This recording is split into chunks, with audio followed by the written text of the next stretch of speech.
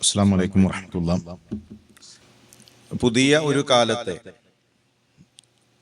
കുട്ടികളുടെ ലോകം, അവരുടെ ചില കാഴ്ചപ്പാടുകൾ നമ്മൾ അറിയേണ്ടതുണ്ട്. അതിലേക്ക് ചില സൂചനകളാണ് എൻ്റെ സംസാരം നൽകുന്നത്. പാരന്റിങ് എന്നത് നമ്മൾ പഠിച്ച് ചെയ്യേണ്ട ഒന്നാണ്. നമ്മളൊരു വാഹനം എടുത്തു കഴിഞ്ഞാൽ അതിന് ചില നിയമങ്ങൾ ഉണ്ടാകും. ഇത്ര ഓടിക്കഴിഞ്ഞാൽ അത് സർവീസ് ചെയ്യണം, ഓയിൽ ചേഞ്ച് ചെയ്യണം. അത് ഞാൻ വാങ്ങിയ വാഹനമാണ്, എനിക്ക് തോന്നിയ രൂപത്തിൽ ഞാൻ ഓടിക്കും.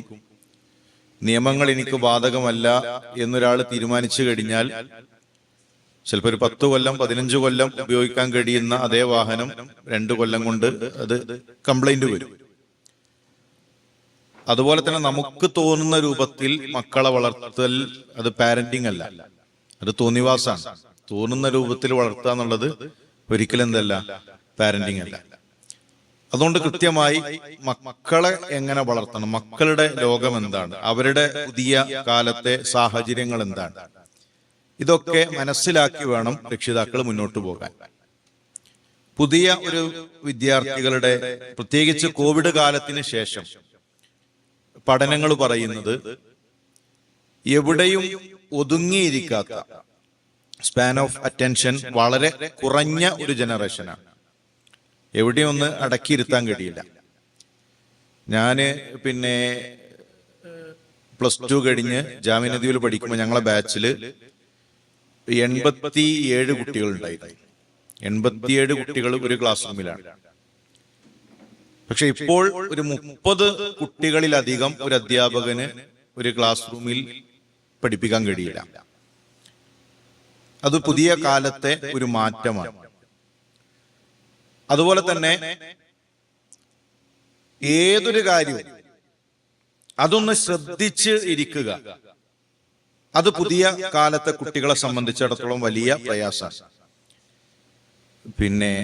ഒരു റീലാണെങ്കിൽ പോലും, അല്ലെങ്കിൽ ഒരു ചെറിയൊരു വീഡിയോ അവരിലേക്ക് വന്നാൽ പോലും ആദ്യത്തെ 3 സെക്കൻഡ് ആ കുട്ടികൾക്ക് ഇഷ്ടപ്പെട്ടാൽ മാത്രമേ അവരത് അതിനെ തുടർന്നുകൊണ്ട് കാണുകയുള്ളൂ. എത്ര പെട്ടെന്ന് ഇങ്ങനെ തോണ്ടി മുകളിലേക്ക് നീക്കാൻ പറ്റുമോ അത്രയും വീഡിയോസ് അതിങ്ങനെ മാറ്റിപ്പോവുക എന്നൊരു ട്രെൻഡാണ്.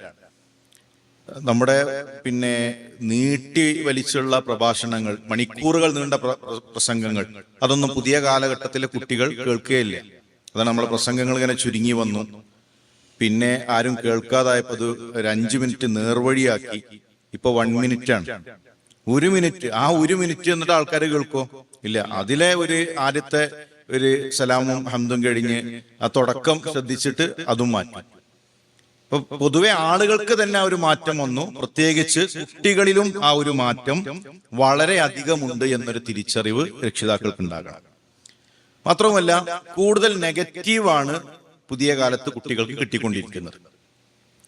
എത്ര ആളെ കൊല്ലുന്നു, അതിനനുസരിച്ചിട്ട് അവന് ഗെയിമിൽ എന്ത് ചെയ്യും, മുന്നിലെത്തും. അല്ലെങ്കിൽ ഒരു ബാങ്ക് അത് കൊള്ളയടിച്ച് കൊണ്ടുവരണം, അത് കൊള്ളയടിക്കുന്നതോടുകൂടിയാണ് അവൻ എന്ത് ചെയ്യുന്നത്, വിജയിയാകുന്നത്. അവന്റെ ഗെയിമാകട്ടെ, അവന്റെ സോഷ്യൽ ഇടങ്ങളാകട്ടെ, അവിടെയൊക്കെ നെഗറ്റീവുകൾ കുട്ടികൾക്ക് ലഭിച്ചുകൊണ്ടിരിക്കുന്നു. നല്ലൊരു ജനറേഷൻ ഗ്യാപ്പ് ശരിക്കും പുതിയ തലമുറയിൽ നമ്മളും തമ്മിലുണ്ട്. ഭാഷ പോലും വ്യത്യസ്തമാണ്. അവരുള്ളിടത്ത് ശരിക്കും നമ്മളില്ല എന്നതാണ് യാഥാർത്ഥ്യം. കുട്ടികളൊക്കെ ആദ്യം ഫേസ്ബുക്കിൽ ഉണ്ടായിരുന്നു. അങ്ങനെ വയസ്സായ നമ്മളെ കാരണവന്മാരൊക്കെ ഫേസ്ബുക്ക് പഠിച്ചു. അവരൊക്കെ അക്കൗണ്ട് തുടങ്ങിയതോടുകൂടെ കുട്ടികളൊക്കെ നേരെ ഇൻസ്റ്റയിൽ പോയി. കഴിഞ്ഞ നമ്മുടെ ഒരു സ്റ്റുഡൻസിന്റെ ക്യാമ്പില് എത്ര കുട്ടികൾക്ക് ഫേസ്ബുക്കിൽ അക്കൗണ്ട് ഉണ്ടെന്ന് ചോദിച്ചപ്പോൾ ഒരാൾക്കില്ല. നമ്മൾ കരുതുന്ന നമ്മളെ ദാവത്തും നമ്മൾ ഈ പ്രോഗ്രാം ഒക്കെ ഫേസ്ബുക്കിൽ ഇട്ട് കഴിഞ്ഞാൽ കുട്ടികൾ കേൾക്കും, കുട്ടികൾ കാണും. കുട്ടികൾ അവിടെ ഒന്നുമില്ല, അവരുള്ളത് ഇൻസ്റ്റയിലാണ്. നമ്മൾ ഫേസ്ബുക്കിൽ എത്തിയതോടുകൂടെ അവരൊക്കെ നേരെ ഇറങ്ങി അവർ ഇൻസ്റ്റയിലെത്തി.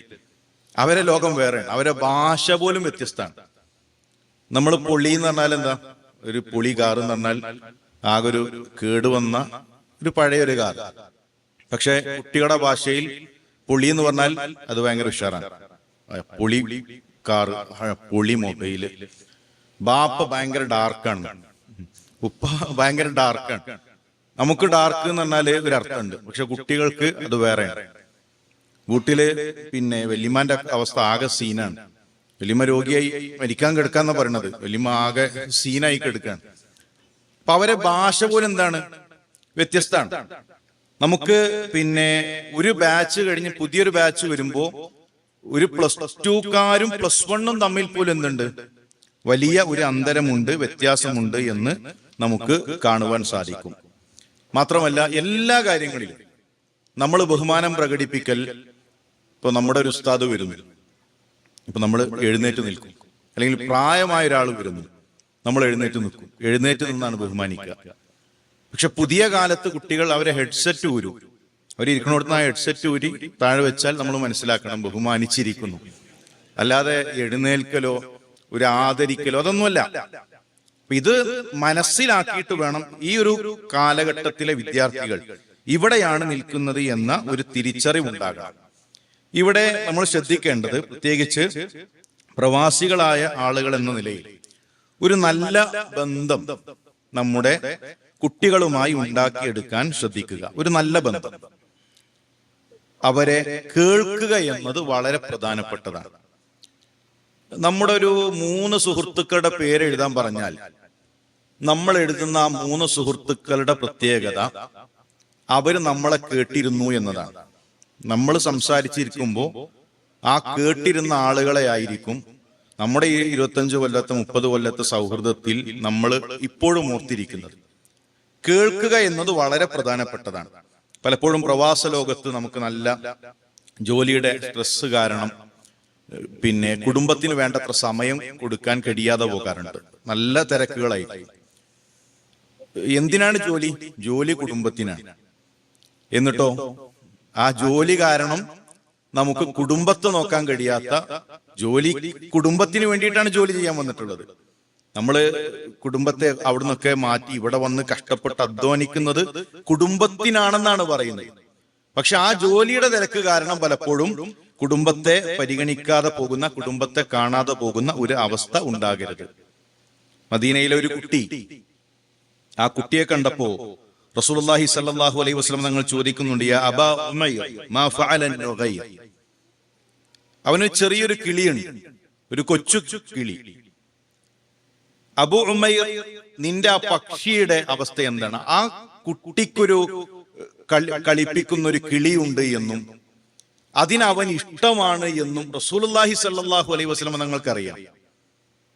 ഏതോ ഒരു കുട്ടിയെ, ആ കുട്ടിയുടെ കിളിയെക്കുറിച്ചും ആ കുട്ടിയുടെ അരികിലിരുന്നു കൊണ്ട് അതിന്റെ വിശേഷങ്ങളെ പറ്റി ചോദിക്കാനും പ്രവാചകൻ സല്ലല്ലാഹു അലൈഹി വസല്ലം തങ്ങളുടെ തിരക്കുകൾക്കിടയിൽ റസൂലുള്ളാഹിക്ക് സമയം ഉണ്ടായിട്ടുണ്ട്. ചില പാരന്റ്സ് ഒക്കെ കോളേജിൽ വരും, മോനെ വിളിക്കാൻ വന്നതാണ്. എന്താ മോന്റെ പേര്? മോന്റെ പേര് പിന്നെ അഹമ്മദ്. ഏത് ക്ലാസ്സിലാണ്? അപ്പൊ എന്നെ ഫോൺ എടുക്കും. പിന്നെ ഓൻ എത്രയിലാടി? അപ്പം സ്വന്തം മോന് ഏത് ക്ലാസ്സിലാണെന്ന് പോലും എന്തറിയില്ല, ചില പാരന്റ്സിന് അറിയില്ല. സ്വന്തം മക്കള് ഏത് ക്ലാസ്സിലാണ്? ചിലവരൊക്കെ എന്നെ പരിചയപ്പെടുമ്പോ മോൻ എത്രയില്ലാന്ന് വെച്ചാൽ ബാപ്പ പറയും 3ലാണ്. അപ്പൊ കുട്ടി തിട്ടേ ഞാൻ 5ലാണ്. ആ അവസ്ഥയാണ്. സ്വന്തം മക്കൾ ഏത് ക്ലാസ്സിലാണ് പഠിക്കുന്നത് എന്ന് പോലും അറിയാത്ത ഒരു അവസ്ഥ പലപ്പോഴും ഉണ്ടാകാറുണ്ട്. സാധാരണ ഒരു കഥ കേട്ടിട്ടുണ്ട്. ഒരു പ്രവാസി നാട്ടിൽ വന്ന് തിരിച്ചു പോകാൻ നിൽക്കാണ്. മകൻ വന്നിട്ട് ഉപ്പാനോട് ചോദിച്ചു, ഉപ്പ ഒരു 500 രൂപ ഉപ്പ എനിക്ക് തരൂ. അപ്പോ ഇദ്ദേഹം ദേഷ്യപ്പെട്ടു. എന്തിനാണ് 500 രൂപ? ഇത്ര വലിയൊരു സംഖ്യ. കുറച്ച് സ്ട്രോങ് ആയി ചീത്ത പറഞ്ഞു. ആ കുട്ടി കരഞ്ഞു. കരഞ്ഞുകൊണ്ട് അവന് പോയി കിടന്നു. ഇദ്ദേഹത്തിന് സങ്കടമായി. നാളെ ഏതായാലും തിരിച്ചു പോവാൻ നിൽക്കാണ്. ഇനി മകനെ സങ്കടപ്പെടുത്തി പ്രയാസപ്പെടുത്തി പോകണ്ടെന്ന് കരുതി അയാൾ ഒരു 500 രൂപയുമായി ആ കുട്ടിനെ ചെന്ന് വിളിച്ചിട്ട് പറഞ്ഞു, മോന് ഈ പൈസ കൊണ്ട് പിന്നെ അനാവശ്യമായി മിഠായിയൊന്നും വാങ്ങരുത്. ഉമ്മച്ചിയുടെ കയ്യിൽ കൊടുത്താൽ എന്തു വേണമെന്ന് പറഞ്ഞാൽ മതി, ഉമ്മ വാങ്ങിത്തരും എന്നൊക്കെ പറയുമ്പോഴും അവൻ ഇതൊന്നും ശ്രദ്ധിക്കുന്നില്ല. അവൻ അവന്റെ കളിപ്പാട്ടങ്ങൾക്കിടയിൽ ചെന്നൊരു തകരപാത്രം എടുത്ത് അത് തുറന്ന് അതിൽ നിന്ന് കുറെ ചില്ലറകൾ, നാണയത്തുട്ടുകൾ അതിങ്ങനെ പെറുക്കി കൊണ്ടുവന്ന് ആ ഉപ്പയുടെ കയ്യിൽ കൊടുത്തിട്ട് പറഞ്ഞു, ഉപ്പച്ചിക്ക് ഒരു ദിവസം ഇത്ര രൂപ അല്ലേ ശമ്പളം ഉള്ളത്? ഞാനന്ന് ചോദിച്ചപ്പോ ഉപ്പ പറഞ്ഞില്ലേ, ഉപ്പ വന്ന അന്നു മുതൽ ഞാന് പൈസ ഇങ്ങനെ കൂട്ടി വെച്ചിട്ടുണ്ട്, നാളത്തെ ഒരു ദിവസത്തെ ശമ്പളം ഞാൻ ഉപ്പാക്ക് തരാം. ഇപ്പൊ തന്ന 500 രൂപയും കൂടി കൂട്ടിയാൽ ഉപ്പാന്റെ ഒരു ദിവസത്തെ സാലറി ആയി. ഇപ്പൊ വന്ന് 4 മാസം ഇവിടെ ഉണ്ടായിട്ട് ഒരു ദിവസം പോലും എന്റെ കൂടെ ഇരുന്ന് കഥ പറയാൻ ഉപ്പ ഉണ്ടായിട്ടില്ല. ഉപ്പാന്റെ കയ്യിൽ നിന്ന് എനിക്കൊരു ഉരുള ചോറ് എനിക്ക് കിട്ടിയിട്ടില്ല. എന്റെ കൂട്ടുകാരൊക്കെ അവരെ കഥകൾ ഇങ്ങനെ പറയും, ഉപ്പാന്റെ കൂടെ കളിക്കുന്നതും ഉപ്പാന്റെ കൂടെ പോകുന്നതും. ഇപ്പൊ വന്നത് മുതൽ ഇവിടെയുള്ള തിരക്കുകളിലാണ്. ഇപ്പൊ നമ്മൾ എന്ത് സംഘടനാ തിരക്കുള്ളവരാകട്ടെ, എത്ര വലിയ തിരക്കുകൾ ഉള്ളവരാകട്ടെ, അവിടെയൊക്കെ നമ്മൾ നമ്മുടെ കുടുംബത്തിന് മക്കളുടെ കൂടെ ഇരിക്കാനും അവർക്ക് സമയം കൊടുക്കാനും അവരെ കേൾക്കാനും ശ്രദ്ധിക്കണമെന്നത് വളരെ പ്രാധാന്യമുള്ള കാര്യമാണ്. രണ്ടാമത്തത്, പ്രതിസന്ധികളെ തരണം ചെയ്യാൻ മക്കളെ പഠിപ്പിക്കണമെന്നതാണ്. മാറുന്ന സാഹചര്യങ്ങളിലൂടെയാണ് ഒരു പ്രവാസി കുട്ടി, ഒരു വിദ്യാർത്ഥി അവൻ കടന്നു പോകുന്നത്. 5ാം ക്ലാസ് വരെ ഇവിടെ പഠിക്കും. പിന്നെ 2 വർഷം നമ്മൾ ചിലപ്പോ ജോലി മാറ്റി നാട്ടിലേക്ക് പോകും. നാട്ടിലെത്തിയാൽ എത്ര ജോലി ഒഴിവാക്കി പോയതാണെങ്കിലും കുറച്ച് കഴിഞ്ഞാൽ എന്ത് ചെയ്യും? ഇവിടേക്ക് തന്നെ എത്തും. അപ്പോ 7ാം ക്ലാസ്സിൽ വീണ്ടും അവനിവിടെ എത്തി. +2 കഴിഞ്ഞ് വീണ്ടും തിരിച്ച് എൻട്രൻസിന് വേണ്ടി പറഞ്ഞയക്കുന്നു. യഥാർത്ഥത്തിൽ ഒരു ഡ്യുവൽ ഐഡന്റിറ്റിയാണ് പ്രവാസ ലോകത്തുള്ള കുട്ടികൾക്ക് ഉണ്ടാവുക. ഇവിടെ ആണോന്ന് ചോദിച്ചാൽ ഇവിടെ ആണ്, എന്നാലല്ല. ഇവിടെ അവനക്ക് ബന്ധുക്കളുണ്ടോ? അതില്ല. അവിടെ ചെന്നാൽ ഒരു കല്യാണ വീട്ടിൽ പോയാൽ അവനെ ആരും അറിയില്ല. ഒരു മരണ വീട്ടിൽ പോയി കഴിഞ്ഞാൽ അവിടെ ഒരു മൂലയിൽ നിൽക്കാന്നല്ലാതെ അവിടെ സുഹൃത്തുക്കളില്ല, അവിടെ പരിചയക്കാരില്ല, കുടുംബക്കാരില്ല. അങ്ങനെ ഒരു ഐഡന്റിറ്റി നഷ്ടപ്പെടുന്ന ഒരു അവസ്ഥ ഉണ്ട്. അതുകൊണ്ട് തന്നെ മാത്രവുമല്ല, പരിമിതമായ സ്വാതന്ത്ര്യത്തിലാണ് പ്രവാസ ലോകത്തെ കുട്ടികൾ വളരുന്നത്. നമ്മുടെയൊക്കെ ഒരു ബാല്യം എന്ന് പറഞ്ഞു കഴിഞ്ഞാൽ ഒരു അസർ നിസ്കാരം കഴിഞ്ഞ് ഗ്രൗണ്ടിലേക്ക് ഇറങ്ങി ക്രിക്കറ്റും ഫുട്ബോളും, ഞായറാഴ്ചകളിൽ പിന്നെ ചൂണ്ടലെടുത്ത് മീൻ പിടിക്കാൻ പോകുന്നതും, ഒരു ഇലക്ഷൻ കാലം, ആ ഇലക്ഷൻ കാലത്ത് വാഹനങ്ങളുടെ പ്രചരണവും, പിന്നെ കല്യാണത്തിന്റെ തലേ ദിവസം പോയി ആ കല്യാണ വീട്ടിലുള്ള അങ്ങനെയുള്ള ഒരുപാട് അനുഭവങ്ങളിലൂടെയാണ് പലപ്പോഴും നമ്മളൊക്കെ കടന്നു വരുന്നത്. കുട്ടിക്കാലത്ത് ഒരുപാട് അനുഭവങ്ങൾ. ഈ അനുഭവങ്ങളൊന്നും പലപ്പോഴും പ്രവാസ ലോകത്തെ കുട്ടികൾക്കില്ല എന്ന് മാത്രമല്ല, അവരുടെ ലോകം, അവരുടെ അനുഭവങ്ങൾ മുഴുവൻ മൊബൈലിലേക്ക് ചുരുങ്ങുകയാണ്. മൊബൈലിലാണ് അവരുടെ എല്ലാ ആനന്ദം. ഒരു ഒഴിവ് സമയം എങ്ങനെ ചെലവഴിക്കണം എന്ന് വെച്ച് കഴിഞ്ഞാൽ അത് മുഴുവൻ അവർ മൊബൈലിലേക്ക് ഒതുക്കുന്ന ഒരു അവസ്ഥയാണുള്ളത്. അതുകൊണ്ട് ഇവിടെ നമ്മൾ ശ്രദ്ധിക്കേണ്ടത് ഒരു വിശാലമായ ലോകമുണ്ട് എന്ന് അവരെ ബോധ്യപ്പെടുത്തുകയും ആ അനുഭവങ്ങൾ അവർക്ക് പകർന്നു കൊടുക്കാൻ ശ്രമിക്കുകയും വേണം. അതോടൊപ്പം ബന്ധങ്ങൾ അവരെ കൊണ്ട് നനപ്പിക്കണം.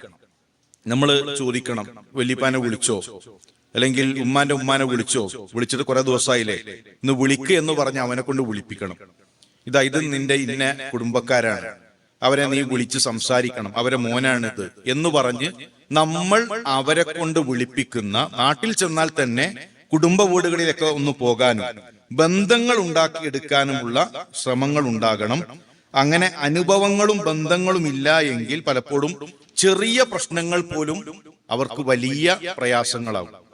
ചെറിയൊരു പ്രശ്നം ഉണ്ടായാൽ മതി, എങ്ങനായാലും ഇവിടെ നിന്ന് നാട്ടിലേക്ക് പോയി കഴിഞ്ഞാൽ ഒരു ദിവസം പോലും അവർക്ക് അവിടെയുള്ള ക്യാമ്പസിലോ പിന്നെ അവരുടെ സാഹചര്യങ്ങളിലോ നിൽക്കാൻ കഴിയില്ല. പലപ്പോഴും ഇവിടെ ഉണ്ടാകുന്ന ഒരു അവസ്ഥ, ഒരു ചെറിയ പ്രയാസം അതുപോലും എന്ത് ചെയ്യാൻ കഴിയില്ല, സഹിക്കാൻ കഴിയാത്ത അവസ്ഥയിലേക്ക് എത്തും. അതിന്റെ പ്രധാന ഒരു കാരണം അമിതമായ ആശ്രിതത്വം നമ്മൾ നൽകുന്നു എന്നതാണ്. എല്ലതും നമ്മളെ ആശ്രയിക്കുന്നു. അവരെ കൊണ്ട് പ്രത്യേകിച്ച് ഒന്നും സ്വതന്ത്രമായി തീരുമാനങ്ങൾ എടുക്കാനും പിന്നെ സ്വതന്ത്രമായി കാര്യങ്ങളെ നോക്കി കാണാനും അവർക്ക് അനുവാദങ്ങൾ നൽകുന്നില്ല എന്നതിൽ പ്രധാന കാരണമാണ്. നമ്മളൊക്കെ ഒരു 7ാം ക്ലാസ്സിൽ പഠിക്കുമ്പോൾ തന്നെ സ്വന്തമായി ബസ്സിൽ പോകാൻ പഠിച്ചിട്ടുണ്ടാകും. അല്ലെങ്കിൽ 5ാം ക്ലാസ്സിലൊക്കെ പഠിക്കുമ്പോൾ തന്നെ റേഷൻ കടയിലൊക്കെ പോയി ഭയങ്കര അഭിമാനത്തോടു കൂടെ മണ്ണെണ്ണി പിന്നെ അരിയൊക്കെ വാങ്ങിയിട്ട് വരും. എന്നാൽ +2 പഠിക്കുന്ന നമ്മുടെ ഇവിടെയുള്ള കുട്ടി ചിലപ്പോ ബസ് വരുമ്പോ ചോദിക്കുമ്പോ ബുക്ക് എവിടെ, പിന്നെ എന്റെ ബാഗ് എവിടെ, ചെരുപ്പ് എവിടെ? അവൻ ഇപ്പോഴെന്ത് ചെയ്യണം? ചെരുപ്പ് എടുത്തു കൊടുക്കണം, ബാഗ് എടുത്തു കൊടുക്കണം, ബുക്ക് എടുത്തു കൊടുക്കണം. ഓരോ കാര്യങ്ങളും പാരന്റ്സ് ചെയ്തു കൊടുക്കുന്ന ഒരു അവസ്ഥയാണ് പലപ്പോഴും ഉണ്ടാകാറുള്ളത്.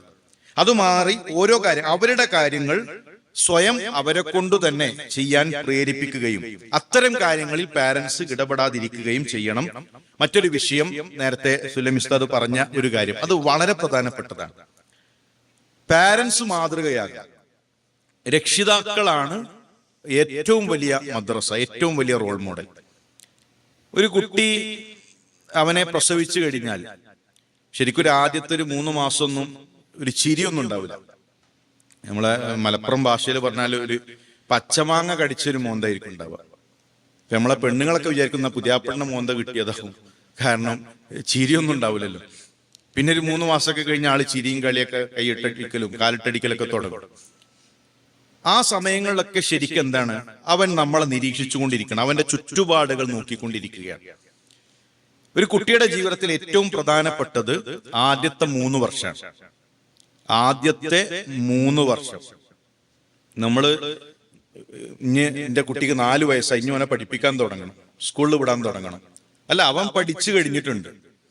അവൻ ആരാകണമെന്നും അവന്റെ ലക്ഷ്യം എന്താണെന്നും ഒക്കെ അവന്റെ ആദ്യത്തെ 3 വയസ്സിൽ തന്നെ അതിൽ ഏറ്റവും പ്രധാനപ്പെട്ട ഒരു ഭാഗം അവൻ തീരുമാനിച്ചു കഴിഞ്ഞിട്ടുണ്ട്. അതുകൊണ്ട് ആ സമയം വളരെയധികം ശ്രദ്ധിക്കണം. ഈ സമയത്ത് അവൻ നിരീക്ഷിക്കും നമ്മൾ എന്താണ് ചെയ്യുന്നത്. അവനെ പോലെ ആകണം, അവളെ പോലെ ആകണം എന്ന് മക്കളോട് പറഞ്ഞിട്ട് കാര്യമില്ല. മക്കൾ നോക്കുന്നത് നമ്മളെയാണ്. ഒരു 100 ചെരുപ്പ് വെച്ചിട്ട് ഉപ്പാന്റെ ചെരുപ്പ് എടുത്തുവാന്ന് പറഞ്ഞു കഴിഞ്ഞാൽ ആ ചെരുപ്പിൽ നിന്ന് നമ്മളെ ചെരുപ്പ് അവൻ എടുത്തു കൊണ്ടുവരും. കാരണം നമ്മളെ ചെരുപ്പ് അവൻ നോക്കണുണ്ട്. കടക്കാരെങ്ങനെ ഫോണ് വിളിക്കുമ്പോ പെണ്ണുങ്ങളെ കയ്യിൽ ഫോൺ എടുത്തിട്ട് ഞാൻ ഇവിടെ ഇല്ല എന്ന് പറഞ്ഞാളാ എന്ന് പറയുമ്പോ ആ ഇഖ്ലാസ് മൂത്ത് നമ്മളെ പെണ്ണുങ്ങളും പറയും മൂപ്പര് ഇവിടെ ഇല്ല കേട്ടോ, പിന്നെ രാത്രി വരുള്ളൂ എന്ന് പറയുമ്പോ ഓനിങ്ങനെ നോക്കുന്നുണ്ട്, പഠിച്ചോനെ അതേ താടി, അതേ ജുബ്ബ, അതേ കണ്ണട ഇവിടെ ഉണ്ടല്ലോ സാധനം എന്ന് ഓന് നോക്കണുണ്ട്, ഓൻ നിരീക്ഷിക്കണുണ്ട്. ആ കുട്ടി മനസ്സിലാക്കണെന്ത്, ഒരു അപകടം എങ്ങനെ തരണം ചെയ്യണം, അവിടെ കളവ് പറയണം. അപ്പൊ നമ്മൾ മാതൃകയാകണം. നമ്മൾ റെഡി ആയാലും എന്തുണ്ടാവുള്ളൂ, മക്കള് അത് കണ്ടുകൊണ്ടൊരു മാതൃകയാക്കും. പണ്ടൊരു തമാശ പറയലുണ്ട്, ഒരാൾ മരിച്ച്, മജീദിന്റെ വാപ്പ മരിച്ച് പള്ളിയിൽ ഇങ്ങനെ മയ്യത്ത് കൊടുന്നു വെച്ചു എന്നാണ്. മയ്യത്ത് കൊടുന്നു വെച്ചിട്ട് മജീദ് പറഞ്ഞു, ഇതാ എന്റെ ഉപ്പ കുറെ കാലങ്ങളേറ്റൊക്കെ ഇടപഴകി ജീവിച്ച ആളാണ്, എന്തെങ്കിലൊക്കെ സാമ്പത്തികമായ ഇടപാടുകൾ ഉണ്ടെങ്കിൽ മൂത്ത മകൻ മജീദ് ഞാൻ ഏറ്റെടുത്തിട്ടുണ്ട്, നിങ്ങൾ എന്നോട് ചോദിച്ചാൽ മതി എന്ന് പറഞ്ഞപ്പോ ബാക്കത്ത് സൊഫെന്ന് ഒരാൾ പറഞ്ഞു എന്നാണ്. വാപ്പാന്റെ കിട്ടിയില്ലെങ്കിലും വേണ്ടിയില്ല, മജീദിന്റെ കിട്ടിയാൽ മതിയിരുന്നു. അപ്പൊ അതുപോലെ പിന്നെ നമ്മൾ മക്കളോട് എടാ ഫുൾ ടൈം മൊബൈലാണല്ലോ എന്ന് പറയുമ്പോ ആ പറയണ സമയത്ത് നമ്മളെ കയ്യിൽ എന്താണ്, നമ്മളെ കയ്യിൽ മൊബൈലാണ്. നമ്മുടെ ഒരു സ്ക്രീൻ ടൈം നോക്കണം, എത്ര സമയം നമ്മൾ ചെലവഴിക്കുന്നുണ്ട്. നമ്മള് പ്രവാസ ലോകത്ത് നമുക്ക് ദഅവത്തിന് സമയമില്ല, അതുപോലെ തന്നെ ഫുൾ തിരക്ക് എന്നൊക്കെ പറയുമ്പോൾ എത്ര സമയം നമ്മൾ മൊബൈലിൽ ചെലവഴിക്കുന്നു എന്നതൊക്കെ വളരെയധികം ശ്രദ്ധിക്കേണ്ടതുണ്ട്. ഏറ്റവും നല്ല ഒരു മാതൃക രക്ഷിതാക്കൾക്ക് കാണിച്ചു കൊടുക്കാൻ സാധിക്കണം.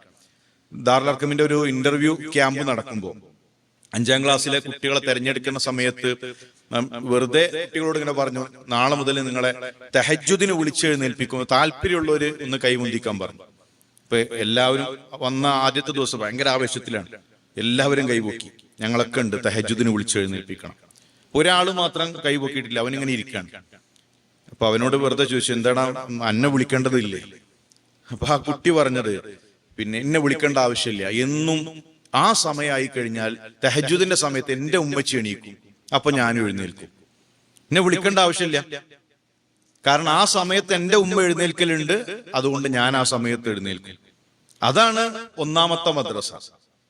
ആ കുട്ടീനെ പിന്നെ ഇനി എവിടെ കൊണ്ടുപോയിട്ടാലും ഒരു ലിബറലിസവും ഒരു തോന്നിവാസവും അവനെ പിടിക്കാനില്ല. കാരണം അവന് കിട്ടേണ്ടത് അവിടുന്ന് കിട്ടിക്കഴിഞ്ഞു. ഒരു പാരന്റിന്റെ കൂടെ വാഹനത്തില്, പിന്നെ സലാലയിൽ നിന്ന് പിന്നെ ഒരു രക്ഷിതാവിന്റെ കൂടെ വാഹനത്തിൽ കയറിയപ്പോ അദ്ദേഹം പറഞ്ഞു, എന്റെ മക്കളെയും പിന്നെ ഒന്ന് വിളിക്കാനുണ്ട്, അവരെ വിളിച്ചിട്ട് പോലും ഉസ്താദ് എന്ന് ചോദിച്ചു. ആ 2 കുട്ടികളെ വാഹനത്തിൽ കയറ്റി. എന്നിട്ട് അദ്ദേഹം ചോദിക്കണം, അദ്കാറുൽ മസാഹ് മക്കൾ ചൊല്ലിയോ? എന്നിട്ട് ഉപ്പ ചൊല്ലി കൊടുക്കാൻ. അത് കേട്ട് മക്കൾ ചൊല്ലാണ്. ഏകദേശം ഒരു 20 മിനിറ്റോളം സമയം ആ ദിക്റുകൾ മക്കളെ ചൊല്ലിപ്പിച്ച് ആ പിതാവ്. നമ്മുടെ മക്കൾക്ക് പറയാൻ കഴിയണം, എന്റെ ഉറക്കത്തിലുള്ള പ്രാർത്ഥനകൾ ഉമ്മ ചൊല്ലുന്നത് കേട്ടിട്ടാണ് ഞാൻ പഠിച്ചത്. നിസ്കാരം എന്നെ പഠിപ്പിച്ചത് ഉപ്പയാണ്. ഖുർആൻ ആദ്യമായിട്ട് ഞാൻ കണ്ടത് മദ്രസയെന്നോ പള്ളിയിൽ നിന്നല്ല, എന്റെ ഉപ്പ എന്റെ കയ്യിൽ തന്ന്, ഉപ്പയാണ് എന്നെ ഖുർആൻ പഠിപ്പിച്ചത്, ഉപ്പയുടെ കയ്യിൽ നിന്നാണ് കിട്ടിയത് എന്ന് പറയാൻ കഴിയുന്ന ഒരു തരത്തിലേക്ക് എത്തണം. അതുപോലെ തന്നെ ഞാൻ നേരത്തെ സൂചിപ്പിച്ചു, പിന്നെ കുട്ടികൾ അവര് പെട്ടെന്ന് നിരീക്ഷിക്കുകയും ചുറ്റുപാടുകളിൽ നിന്ന് കാര്യങ്ങൾ മനസ്സിലാക്കുകയും ചെയ്യും. അപ്പൊ അവരുടെ തെറ്റുകൾ അത് തെറ്റുകളായി തന്നെ പഠിപ്പിക്കണം. കുട്ടികളാകുമ്പോൾ ഉണ്ടാകുന്ന ഒരു അവസ്ഥ എന്ന് പറഞ്ഞു കഴിഞ്ഞാൽ പലപ്പോഴും അവരെ തെറ്റ് നമ്മൾ ഏറ്റെടുക്കും, അല്ലെങ്കിൽ വേറെ ആരുടെയെങ്കിലും മേത്തേക്ക് അതങ്ങോട്ട് കെട്ടിവെക്കും. അവര് തെറ്റ് ചെയ്യാത്തവരാണ് എന്നൊരു ബോധം, അല്ലെങ്കിൽ തെറ്റ് സംഭവിച്ചു കഴിഞ്ഞാൽ അതിൽ നിന്ന് എങ്ങനെ രക്ഷപ്പെടണമെന്ന് പാരന്റ്സ് ആണ് പഠിപ്പിച്ചു കൊടുക്കുക. ഒരു എക്സാമ്പിൾ പറയുകയാണെങ്കിൽ, കുട്ടി ഇങ്ങനെ നടന്നു പോവാണ്, ടാബിളിൽ തട്ടിയിട്ട് കുട്ടി വീണു. ഉമ്മ വന്നിട്ട് ടാബിളിന് ഒരൊറ്റടിയാട്ടി. എന്നിട്ട് എന്താണ് എന്റെ മോൻ നടക്കുന്നിടത്താണ് വന്ന് നിൽക്കുന്നത്? പറച്ചിലേട്ടായിരിക്കും ആ കുട്ടി നടക്കുമ്പോൾ ടേബിൾ ഇങ്ങനെ അവനെ ഒന്ന് കാല് വെച്ച് തള്ളിയിടാൻ വേണ്ടി നിന്നതാണ്. അതല്ലല്ലോ, അവിടെ പ്രശ്നം ആരെടുത്താണ്? ആ കുട്ടിയുടെ നടത്തത്തിലുള്ള പ്രശ്നമാണ്. മോനോട് അവിടെ നമ്മൾ തിരുത്തേണ്ടത് എങ്ങനെയാണ്? മോന് നടക്കുമ്പോൾ ശ്രദ്ധിച്ച് നടക്കണം. ടേബിൾ ഉണ്ട്, ടേബിളിൽ തട്ടിയാൽ വേദന ആകും, അതുകൊണ്ട് എന്റെ കുട്ടി ശ്രദ്ധിച്ച് നടക്കണമെന്ന പാടാണ് കൊടുക്കേണ്ടത്. പക്ഷെ നേരെ തിരിച്ചാണ്, നമ്മള് ആ തെറ്റ് അവൻ ക്ലിയർ ആണ്, നീ പോകുന്ന റൂട്ട് റെഡിയാണ്, പ്രശ്നം ടേബിളിൻ്റെതാണ്, പ്രശ്നം ചെയറിൻ്റെതാണ് എന്ന രൂപത്തിലാണ് കാണിച്ചു കൊടുക്കുക.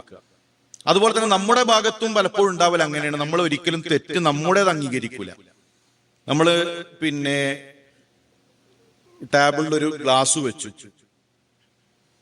അല്ലെങ്കിൽ മകന്റെ കയ്യിൽ നിന്നൊരു ഗ്ലാസ് വീണ് പൊട്ടി. മകന്റെ ടേബിളിൽ വെച്ചൊരു ഗ്ലാസ് മകന്റെ പിന്നെ കൈ തട്ടി വീണ് പൊട്ടി. നല്ല ചീത്ത കേൾക്കും മകന് ഇനി കേൾക്കാത്തൊന്നും ഉണ്ടാവില്ല. അതേ ഗ്ലാസ് നമ്മുടെ കൈ തട്ടി വീണാലോ? ചോദ്യം, ആരാണ് ഇവിടെ ഗ്ലാസ് വെച്ചെന്ന് നോക്കിയും കണ്ടിട്ടും വേണ്ട ഗ്ലാസ് വെക്കാൻ. അപ്പൊ ഗ്ലാസ് വെച്ചോ ഒരു കൈ പ്രശ്നം. അപ്പൊ ഒരിക്കലും തെറ്റ് ഉൾക്കൊള്ളുന്നില്ല. തെറ്റ് ഉൾക്കൊള്ളാതെ പലപ്പോഴും മറ്റുള്ളവരുടെ മേൽ കെട്ടിവെക്കുന്ന ഒരു അവസ്ഥ ഉണ്ടാകും. ഇതൊരിക്കലും ഉണ്ടാകാൻ പാടുള്ളതല്ല. മക്കളെ ഇത് മനസ്സിലാക്കി കൊടുക്കുകയും അവരുടെ ജീവിതത്തിലുള്ള ചെറിയ ചെറിയ തെറ്റുകൾ വരുമ്പോൾ തന്നെ അത്തരം കാര്യങ്ങൾ അത് ബോധ്യപ്പെടുത്തി പോകുന്ന ഒരു അവസ്ഥ ഉണ്ടാകണം. വായന ശീലിപ്പിക്കുക എന്നുള്ളത് പ്രവാസ ലോകത്ത് വളരെയധികം നാം ശ്രദ്ധിക്കേണ്ട സംഗതിയാണ്. പലപ്പോഴും മലയാള ഭാഷ, മലയാളം വായിക്കാൻ അറിയാത്ത ഒരു അവസ്ഥ പലപ്പോഴും കുട്ടികൾക്ക് ഉണ്ടാകാറുണ്ട്. മറ്റൊരു കാര്യം, ഞാൻ ദീർഘമായി പറയാനുള്ള സമയമില്ല, ലഹരി നമ്മുടെ മക്കൾ ഉപയോഗിക്കില്ല എന്ന ഒരു മുൻധാരണ ഒരിക്കലും ഉണ്ടാകരുത്. എന്റെ കുട്ടി ലഹരിയിലേക്ക് പോകില്ല, അല്ലെങ്കിൽ വാർത്തകളൊക്കെ ഇങ്ങനെ കേൾക്കുമ്പോഴും എന്റെ മകൻ നാട്ടിൽ പോയാലും അവൻ അവിടെ ഒന്നും ചെന്നു പെടില്ല എന്ന ഒരു മുൻധാരണയുടെ ആവശ്യം ഇല്ല. അത്രമാത്രം ശക്തമായി അതിന്റെ കണ്ണികൾ ഇന്ന് നാട്ടിലുണ്ട്. ചുറ്റുപാടിലും നമ്മുടെ കണ്ണുണ്ടാകണം, 4 ഭാഗത്തും കണ്ണുണ്ടാവാം. അത്രമാത്രം അപകടം നിറഞ്ഞു നിൽക്കുന്നുണ്ട് എന്നൊരു യാഥാർത്ഥ്യമാണ്. 10ാം ക്ലാസ്സിൽ പഠിക്കുന്ന ഒരു കുട്ടി, അവന് പൊന്നാനി ഭാഗത്താണ് അവന്റെ വീട്. അവന് ഉപ്പല്ല. അവനെ സ്കൂളിൽ നിന്ന് ടീച്ചർമാര് പരാതി കൊടുത്തു, പോലീസ് അവന്റെ ഉമ്മയെ വിളിപ്പിച്ചു. അപ്പോ ഉമ്മ കരഞ്ഞിട്ട് പറയാണ് പോലീസുകാരോട്, പിന്നെ എന്റെ മകൻ പെട്രോൾ പമ്പിലാണ് നിൽക്കുന്നത്, പെട്രോൾ പമ്പിൽ എന്റെ കുട്ടി 2 കൊല്ലായിട്ട് നിൽക്കുകയാണ്, അവിടെ കഷ്ടപ്പെട്ട് അവൻ അധ്വാനിച്ചിട്ട് സാറേ ഈ 2 വാള എന്റെ മോൻ എനിക്ക് വാങ്ങി തന്നതാണ്, എന്റെ കുട്ടിക്ക് ഉപ്പല്ല, എന്നും രാത്രി പെട്രോൾ പമ്പിൽ പോയി നിന്ന് കഷ്ടപ്പെട്ടിട്ട് കുടുംബം പോറ്റണ എന്റെ മോനെ പറ്റിയിട്ടാണ് ഈ തോന്നിവാസം ഒരു പറയണത്. സംഗതി എന്താന്ന് വെച്ച് കഴിഞ്ഞാൽ, രാത്രി അവന് പൊന്നാനിയിൽ നിന്ന് വണ്ടിയിൽ ഈ ലഹരി വസ്തുക്കളുമായിട്ട് അവൻ കോയമ്പത്തൂരിലേക്ക് പോകും. കോയമ്പത്തൂർ പോയിട്ട് സാധനം എടുക്കും, എന്നിട്ട് അവൻ തിരിച്ച് പൊന്നാനിയിലേക്ക് വരും. ആ വരുന്ന വഴിയിൽ സ്ഥിരമായിട്ട് ആ പെട്രോൾ പമ്പിൽ എത്തിയാൽ അവിടുന്ന് ഒരു ഫോട്ടോ എടുത്ത് ഉമ്മക്ക് അയച്ചു കൊടുക്കും. 2 വർഷം അവൻ ആ കുടുംബത്തെ, അവന്റെ ഉമ്മാനെ പറ്റിക്കായിരുന്നു. ഉമ്മ അറിയണമെന്നില്ല. ആ കിട്ടിയ പൈസ കൊണ്ട് ഉമ്മാക്ക് ആഭരണം വാങ്ങിക്കൊടുത്തു.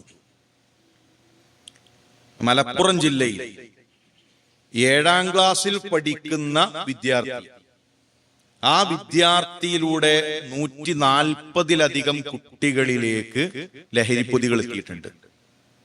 140-ലധികം വരുന്ന വിദ്യാർത്ഥികളിലേക്ക്. 7ാം ക്ലാസ്സുകാരന്റെ കയ്യിൽ അവന്റെ വീട്ടിൽ അവന്റെ ഷെൽഫിൽ അവൻ വാങ്ങിയ ട്രോഫികളുണ്ട്, എല്ലാ സംവിധാനങ്ങളും ഉണ്ട്. ഇപ്പൊ നമ്മൾ മനസ്സിലാക്കേണ്ടത് അങ്ങനെ എത്തില്ല എന്നൊരു മുൻധാരണൊന്നും ആർക്കും വേണ്ട. നമ്മുടെ മക്കൾക്ക് നമ്മളോട് തുറന്നു പറയാനുള്ള ഒരു സ്പേസ് ഉണ്ടാക്കി കൊടുക്കണം. ഒരു അപകടത്തിൽ പെട്ടുകഴിഞ്ഞാൽ, ഇപ്പൊ നിലമ്പൂര് ഭാഗത്ത് പിന്നെ 8ാം ക്ലാസ്സിലോ 7ാം ക്ലാസ്സിലോ ഉള്ള ഒരു ചെറിയൊരു കുട്ടി, അവന് ക്ലാസ്സിൽ പേടിച്ചിരിക്കാണ്, ക്ലാസ്സിലാകെ പേടിച്ചിരിക്കാണ് ആ കുട്ടി. അപ്പൊ അധ്യാപകൻ എന്താണ് മോനെ പ്രശ്നം എന്ന് ചോദിച്ചപ്പോ ആ കുട്ടി പറഞ്ഞ അനുഭവം, നിലമ്പൂര് പിന്നെ ബസ് സ്റ്റാൻഡിന്റെ അടുത്ത് നിൽക്കുമ്പോൾ ഒരാൾ വന്നിട്ട് പറഞ്ഞതാ, ഈ പൊതിയൊന്ന് അവിടെ നിൽക്കുന്ന ഒരാളെ കാണിച്ചിട്ട് പറഞ്ഞു അയാൾക്ക് കൊടുക്കുവോ, 30 രൂപ തരാന്ന് പറഞ്ഞു. അവനെ സംബന്ധിച്ചിടത്തോളം 30 രൂപ കിട്ടാന്നാണ് വലിയ കാര്യമാണ്. അവനത് വാങ്ങി അത് കൊണ്ടുപോയി കൊടുത്തു. അടുത്ത ദിവസവും പറഞ്ഞു ഇതാ ഇന്ന ആൾക്ക് കൊടുക്കൂ, ഒരാളെ കാണിച്ചു കൊടുത്തു, അയാൾ കൊണ്ടുപോയി കൊടുത്തു, അതിനൊരു ചെറിയ പൈസ കൊടുത്തു. പിന്നെ ഒരു സൈക്കിൾ കൊടുത്തു, സൈക്കിൾ കൊടുത്തിട്ട് പറഞ്ഞു ഇതാ ഇത് ഇന്ന കടയിൽ കൊണ്ടുപോയി വിറ്റ് അതിന്റെ പൈസ കൊണ്ടുവരണം. അപ്പൊ ആ കുട്ടി പറ്റൂല എന്ന് പറഞ്ഞപ്പോ ഇയാൾ പറഞ്ഞത്, ഞാനാണ് ഇവിടെ ഈ ബസ് സ്റ്റാൻഡിൽ ലഹരി എത്തിക്കുന്ന ആള്, പോലീസുകാർക്ക് എന്നെ അറിയാം, ഞാൻ അവിടെ എത്തി അവരെന്നെ അറസ്റ്റ് ചെയ്യും. കഴിഞ്ഞ 2 ദിവസം ഇവിടെ ഈ ബസ് സ്റ്റാൻഡിലുള്ള ആളുകൾക്ക് ലഹരി എത്തിച്ചത് നീയാണ്. എന്നെ പിടിച്ചു കഴിഞ്ഞാൽ ഞാൻ പോലീസുകാരോട് പറയും എന്റെ സഹായി ഇന്ന ഇന്ന ആളുകളാണ് എന്റെ സഹായി എന്ന് ഞാൻ പറയും. അതോടുകൂടെ നമ്മൾ 2 പേരും ഒന്നിച്ചകത്താകും. അതുകൊണ്ട് ഇനി മുതൽ ഞാൻ പറയുന്നത് കേൾക്കണം എന്നാണ്. ആ കുട്ടി പേടിച്ച് ക്ലാസ്സിൽ വന്ന് ആകെ വറച്ചിരിക്കാൻ. അതിശക്തമായ ലഹരിയുടെ കണ്ണികൾ ചുറ്റുപാടുകളിലുണ്ട്. നമ്മുടെ മക്കൾക്ക് ഒരു അപകടം വന്നു കഴിഞ്ഞാൽ എന്റെ ഉപ്പയുണ്ട്, എനിക്ക് തുറന്നു പറയാൻ എന്നൊരു പ്രതീക്ഷയാണ് വേണ്ടത്. ഉപ്പ അറിഞ്ഞു കഴിഞ്ഞാൽ അതോടെ തീർന്നു, പിന്നെ ഇനി ഒന്നും ഇല്ല, ഇനി വീട്ടിലേക്ക് പോകാൻ പറ്റൂല എന്നൊരു പേടിയല്ല, മറിച്ച് മക്കൾക്ക് തുറന്നു പറയാനും അവർക്ക് ഒരു അപകടം വന്നു കഴിഞ്ഞാൽ ആദ്യം നമ്മളിലേക്ക് ഓടിയെത്താനും കഴിയുന്ന ഒരു അവസ്ഥ ബോധപൂർവം നമ്മൾ സൃഷ്ടിക്കണം. അതുപോലെ തന്നെ മക്കളുടെ ഒരു കോഴ്സൊക്കെ തെരഞ്ഞെടുക്കുമ്പോൾ പിന്നെ നമ്മുടെ സംവിധാനങ്ങളുണ്ട്. ഹൈക്യു എന്ന പേരിൽ കരിയർ രംഗത്ത് മികച്ചൊരു സംവിധാനമുണ്ട്. ഏതെങ്കിലൊക്കെ ഒരു കോഴ്സിന് ഇവിടെ അല്ല. ഇപ്പോ പല പിന്നെ കോഴ്സുകൾക്കും പല നമ്മൾ ചെയ്തുകൊണ്ടിരിക്കുന്ന പല ജോലികളും അതിനൊന്നും യാതൊരുവിധ സ്കോപ്പും ഇല്ല. നമ്മുടെയൊക്കെ ചെറുപ്പത്തിൽ ബസ്സിൽ എത്ര ആളായിരുന്നു? ബസ്സിൽ ഡ്രൈവർ ഉണ്ടാകും, ബാക്കിലൊരു കിളി ഉണ്ടാകും, മുന്നിലൊരു പിന്നെ ചെക്കർ ഉണ്ടാകും, കണ്ടക്ടർ ഉണ്ടാകും, അതിന് പുറമെ ഒരാൾ, 5-6 ആൾക്കാർ ഒരു ബസ്സിലുണ്ടായിരുന്നു. ഇപ്പോഴോ ഒരു കണ്ടക്ടറാണ്, ഒരു ഡ്രൈവർ, അതുകൊണ്ട് ബസ് ഓടും. ഒരുപാട് ജോലി സാധ്യതകൾ മാറിയിട്ടുണ്ട്. പുതിയ കാലത്തെ കുറിച്ച് കൃത്യമായി പഠിച്ചു വേണം മക്കളൊരു കോഴ്സ് തെരഞ്ഞെടുക്കാൻ. അതിന് ആ രംഗത്തുള്ള മികച്ച ആളുകളുടെ ഒരു ടീം നമുക്കുണ്ട്, ഹൈക്യു എന്ന പേരിൽ. അവരോടൊക്കെ അഭിപ്രായങ്ങൾ ചോദിച്ച് അവരുടെ ഒരു ടേസ്റ്റ് കൂടെ മനസ്സിലാക്കിക്കൊണ്ട് വേണം പിന്നെ നമ്മളൊരു കോഴ്സ് തെരഞ്ഞെടുക്കാൻ. എന്തെങ്കിലുമൊക്കെ തെരഞ്ഞെടുക്കല്ല, പലപ്പോഴും അതാണ് നമ്മളെ അവസ്ഥ. പിന്നെ ചക്കക്ക് എറിയും, മാങ്ങക്ക് കൊള്ളും, അടക്ക വീഴും, അല്ലേ? നമ്മൾ പഠിച്ചത് അറബി കോളേജ്, ആഗ്രഹം ഡോക്ടർ, പിന്നെ എത്തിയത് അറബി കോളേജ്, അത് കഴിഞ്ഞിട്ട് ഇപ്പൊ ജോലി ചെയ്യുന്നത് IT ഫീൽഡിൽ. ഒരു ബന്ധം ഉണ്ടാവില്ല. അത് ഞാൻ പറഞ്ഞത്, എറിഞ്ഞത് മാങ്ങക്കാവും, കൊണ്ട് ചക്കക്കാവും, വീടൽ അവസാനം അടക്കാവും. നമ്മളൊക്കെ പഠിച്ച കോഴ്സുമായിട്ട് എന്തെങ്കിലും ബന്ധമുണ്ടോ ജോലി എന്ന് ചോദിച്ചു കഴിഞ്ഞാൽ പലപ്പോഴും അടക്കാണ് എന്ത് ചെയ്യുന്നത്, വീടുന്നത്. പഠിച്ച കോഴ്സുമായിട്ട് യാതൊരുവിധ ബന്ധവുമില്ലാത്ത ജോലികളിലാണ് പലപ്പോഴും എത്തിപ്പെടാം. അപ്പൊ അങ്ങനെയല്ല, അവർക്ക് കൃത്യമായി കരിയർ വെച്ചു കൊടുക്കണം. ചെറുപ്പം മുതൽ തന്നെ കരിയർ രംഗത്ത് നിർദ്ദേശങ്ങൾ നൽകാനുള്ള ഹൈക്യു സംവിധാനങ്ങൾ നമുക്കുണ്ട്. നാട്ടിലെത്തിയാൽ നമ്മുടെ ക്യാമ്പസുകളിൽ തന്നെ അവർക്ക് സഹകരിച്ച് പ്രവർത്തിക്കാൻ കഴിയുന്ന രൂപത്തിൽ വ്യത്യസ്തങ്ങളായ പദ്ധതികൾ നമുക്കുണ്ട്. റിലീജിയസ് സ്കൂൾ വെക്കേഷൻ സമയത്ത് നമ്മൾ സംഘടിപ്പിക്കുന്ന 10 ദിവസത്തെ ക്യാമ്പാണ്. ഇപ്പോഴും എനിക്ക് ഓർമ്മയുണ്ട്, ഒരു പാരന്റ് ഇവര് മകനൊന്ന് എങ്ങനെയെങ്കിലൊക്കെ ഒന്ന് നിസ്കരിച്ച് കിട്ടിയാൽ മതി, അത്രേ ഉള്ളൂ, വേറെ ഒന്നുമില്ല. അങ്ങനെ പിന്നെ കുട്ടീനെ പറഞ്ഞയച്ചാണ്. ക്യാമ്പ് കഴിഞ്ഞ് അവൻ വീട്ടിലെത്തിയിട്ടുണ്ട്, പാരന്റ് വിളിക്കണു. പിന്നെ ഈ 40 വയസ്സായ ആൾക്കാർക്ക് വല്ല ക്യാമ്പ് കിട്ടും. അപ്പൊ അവര് തീരുമാനിച്ചിട്ടുള്ളത് ഇനി മൂപ്പരും ഭാര്യയും കൂടി വന്നിട്ട് എന്ത് ചെയ്യാണ്, ക്യാമ്പിൽ പങ്കെടുക്കാന്നാണ്. മകന്റെ മാറ്റം കണ്ടപ്പോ ഇനി അവർക്ക് കൂടെ എന്ത് ചെയ്യണം, ഒരു മാറ്റം ഉണ്ടാകണം എന്ന് ചോദിക്കുന്ന ഒരവസ്ഥയിലേക്ക് പലപ്പോഴും നമ്മുടെ സംവിധാനങ്ങൾ മാറാറുണ്ട്. ദീന് പഠിപ്പിക്കുന്നത് കൊണ്ട് ഒരിക്കലും നമ്മുടെ മക്കളുടെ ഭൗതിക പഠനങ്ങളിൽ ഒരു തടസ്സം ഉണ്ടാവില്ല. ഖാലി അബൂ യൂസുഫ് ഇമാം അബൂ ഹനീഫയുടെ ശിഷ്യനാണ്. വളരെ പ്രസിദ്ധനായ മഹാപണ്ഡിതനാണ്. ഇന്നത്തെ കാലത്ത് മക്കളൊരു പ്രൊഫഷണൽ കോഴ്സിന് പറഞ്ഞയക്കുന്ന രൂപത്തിൽ, അന്ന് രക്ഷിതാക്കൾ എന്തെങ്കിലും ഒരു കൈത്തൊഴിലിന് പറഞ്ഞയക്കുന്ന രീതിയാണുള്ളത്.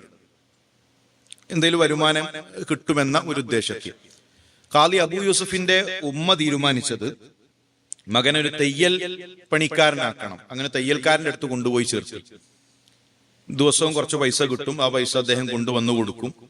അതുകൊണ്ട് കുടുംബം അങ്ങനെ കഴിഞ്ഞു പോകുന്നു. ഇതിങ്ങനെ തുടർന്നു. കുറച്ച് ദിവസം കഴിഞ്ഞപ്പോ ഖാദി അബൂ യൂസുഫ് അദ്ദേഹം പോയി പണി കഴിഞ്ഞ് വരുന്നുണ്ട്, പക്ഷെ പൈസ കൊണ്ടുവന്നു കൊടുക്കുന്നില്ല. അപ്പൊ ഉമ്മ അന്വേഷിച്ചു, എന്താണ് സംഭവിച്ചത്, എന്താ? തയ്യൽക്കാരനോട് ചോദിച്ചു, നിങ്ങൾ എന്താണ് അധ്വാനിച്ചിട്ട് പൈസ കൊടുക്കുന്നില്ലേ? അപ്പൊ അയാൾ പറഞ്ഞു, ഞാൻ ജോലിക്ക് വന്നാ പൈസ തരാന്നാണ് പറഞ്ഞത്, 2-3 ദിവസമായിട്ട് ആളവിടെ കണ്ടിട്ടില്ല. അപ്പൊ അന്വേഷിച്ചപ്പോ പോകുന്നില്ല, ജോലിക്ക് പോകുന്നില്ല എന്നുള്ളത് ശരിയാണ്, പക്ഷെ എന്നും വീട്ടിൽ നിന്ന് ഇറങ്ങുന്നുണ്ട്. അപ്പൊ ഈ കുട്ടിയുടെ പിറകെ ഉമ്മ നടന്നപ്പോഴാണ് കാണുന്നത് ഇമാം അബൂ ഹനീഫയുടെ സദസ്സിൽ ഇരുന്നു കൊണ്ട് ദീനു പഠിക്കുകയാണ് ഖാദി അബൂ യൂസുഫ്. അദ്ദേഹത്തിന്റെ പ്രായത്തിലുള്ള കുട്ടികളൊക്കെ ദീനു പഠിക്കുന്നത് കണ്ടപ്പോ ആഗ്രഹം കൊണ്ട് പോയിരുന്നതാണ് ആദ്യം. പിന്നെ അവിടെ നിന്ന് അടർത്തി മാറ്റാൻ കഴിയാത്തൊരു ബന്ധമായി അദ്ദേഹവും ആ വിജ്ഞാന സദസ്സും തമ്മിൽ. ഉമ്മ സദസ്സിൽ നിന്ന് ചെവിക്ക് പിടിച്ചിട്ട് കുട്ടീനെ പുറത്തേക്ക് കൊണ്ടുവന്നു. ചെവി പിടിച്ചിട്ട് പുറത്തേക്ക് കൊണ്ടുവന്നു. പിറ്റേ ദിവസവും ആ കുട്ടി അവിടെ എത്തി. 2ാമത്തെ ദിവസവും കൊണ്ടുപോകുമ്പോ ഇമാം അബൂ ഹനീഫ ഉമ്മയോട് പറഞ്ഞു, ഉമ്മ, നിങ്ങൾ അവനെ ദീനു പഠിക്കാൻ അനുവദിക്കണം, കുട്ടി ദീനു പഠിക്കട്ടെ. അന്നാ ഉമ്മ പറഞ്ഞു, അബൂ ഹനീഫ, നിന്റെ ദീനു കൊണ്ട് പട്ടിണി മാറൂല, ദീനു കൊണ്ട് എന്ത് ചെയ്യില്ല, വിശപ്പൊന്നും മാറൂല. അതിനെന്ത് ചെയ്യണം, അധ്വാനിക്കണം, അതിന് പണിയെടുക്കണം. ഇപ്പൊ ഇവിടെ ഇരുന്നുകൊണ്ട് ഞങ്ങളെ കാര്യം നടക്കൂല. അത് ഇമാം അബൂ ഹനീഫക്ക് വലിയ സങ്കടമായി. അന്ന് ഇമാം അബൂ ഹനീഫ ഉമ്മയോട് പറഞ്ഞു, ഉമ്മ, ഒരു കാലം വരും, രാജകൊട്ടാരത്തിൽ വിളമ്പുന്ന ഫാലൂദ നിങ്ങളുടെ മകന്റെ മുന്നിൽ വിളമ്പുന്ന ഒരു കാലം വരും. അന്ന് രാജകീയ ഭക്ഷണമാണ് ഫാലൂദ. ഇന്ന് ഫലൂദ എന്നൊക്കെ പറയെങ്കിൽ അതല്ല യഥാർത്ഥത്തിൽ. അതിനെ രാജകൊട്ടാരത്തിൽ തന്നെ വളരെ വിരളമായി അന്ന് തയ്യാറാക്കിയിരുന്ന രാജകീയ ഭക്ഷണം, അത് അവന്റെ ദീനു കാരണം അവന്റെ തീന്മേശയിൽ വിളമ്പുന്ന ഒരു കാലം വരും. ഇമാം അബൂ ഹനീഫ ഒരു ദിവസത്തിന് സാലറി നിശ്ചയിച്ച് അദ്ദേഹത്തെ പഠിപ്പിച്ചു, ഖാദി അബൂ യൂസുഫിനെ പഠിപ്പിച്ചു. സുൽത്താൻ ഹാറൂൺ റഷീദിന്റെ ഭരണകാലഘട്ടത്തിൽ പണ്ഡിതന്മാരെ വിളിച്ചു വരുത്തി. ഹാറൂൺ റഷീദിന്റെ ഭരണകാലം രാജ്യം വിശാലമായി. കാർമേഘങ്ങളോട് അദ്ദേഹം പറയുമെന്നാണ്, നിങ്ങൾ എവിടെ പോയി പെയ്താലും അവിടെയുള്ള കരം എന്റെ കൊട്ടാരത്തിലെത്തും. അത്ര രാജ്യം വിശാലമായ ഘട്ടം. പണ്ഡിതന്മാരെ വിളിച്ചു വരുത്തി പ്രത്യേക ഭക്ഷണങ്ങൾ ഒരുക്കി അവരെ സൽക്കരിച്ചപ്പോ ഖാദി അബൂ യൂസുഫിന്റെ മുന്നിൽ പ്രത്യേക ഭക്ഷണം ഒരുക്കി. ഇതെന്താന്ന് ചോദിച്ചപ്പോ അദ്ദേഹം പറഞ്ഞു, ഇത് ഞങ്ങൾ രാജകൊട്ടാരത്തിൽ തന്നെ വിരളമായി തയ്യാറാക്കുന്ന ഫാലൂദജാണ്, ഇന്ന് നിങ്ങൾക്ക് വേണ്ടിയാണ് ഇത് ഒരുക്കിയിട്ടുള്ളത് എന്ന് പറഞ്ഞപ്പോ ഇമാം അബൂ ഹനീഫയുടെ ആ വാക്കുകൾ ഓർത്തുകൊണ്ട് മഹാനായ ഖാദി അബൂ യൂസുഫ് അദ്ദേഹം പൊട്ടി കരഞ്ഞു എന്ന് ചരിത്രത്തിൽ കാണാം. നമ്മൾ മനസ്സിലാക്കേണ്ടത്, നമ്മുടെ മക്കളെ ദീനു പഠിപ്പിക്കാൻ വേണ്ടി 1 മണിക്കൂർ സമയം, 2 മണിക്കൂർ സമയം മാറ്റിവെച്ചാൽ അവരുടെ ഭൗതിക പഠനത്തിനോ അവരുടെ ദുനിയാവിനോ ഒന്നും സംഭവിക്കുകയില്ല. അള്ളാഹു ഉയർത്തിയവരെ ഉയർത്തിയത് ഈ കിതാബ് കൊണ്ടാണ്, ഈ ദീനു കൊണ്ടാണ്. അതുകൊണ്ട് എത്ര തിരക്കുണ്ടാകട്ടെ നമ്മുടെ മക്കളുടെ മദ്രസ പഠനത്തിന്, അവരുടെ ദീനീ പഠനത്തിന് അതിന് തടസ്സമില്ല എന്ന് ഉറപ്പിക്കാൻ നമുക്ക് സാധിക്കണം. മരണം വരെ ഹക്കിൽ ഉറച്ചു നിൽക്കാനുള്ള തൗഫീഖ് അല്ലാഹുവേ നീ ഞങ്ങൾക്കെല്ലാം നൽകി അനുഗ്രഹിക്കണമേ. വ്യത്യസ്തങ്ങളായ ഫിത്നകൾ അധികരിച്ചു വരുമ്പോൾ ഹക്കിൽ ഉറച്ചു നിൽക്കാൻ അല്ലാഹുവേ നീ ഞങ്ങൾക്ക് തൗഫീഖ് നൽകി അനുഗ്രഹിക്കണമേ. മരണപ്പെട്ടുപോയ പണ്ഡിതന്മാർ, മാതാപിതാക്കൾ, ബന്ധുമിത്രാദികൾ, അവർക്ക് മഗ്ഫിറത്തും മർഹമത്തും നൽകി അനുഗ്രഹിക്കണം. റഹ്മാനെ ربنا تقبل منا إنك أنت السميع العليم وتب علينا إنك أنت التواب الرحيم آمين آمين برحمتك يا أرحم الراحمين.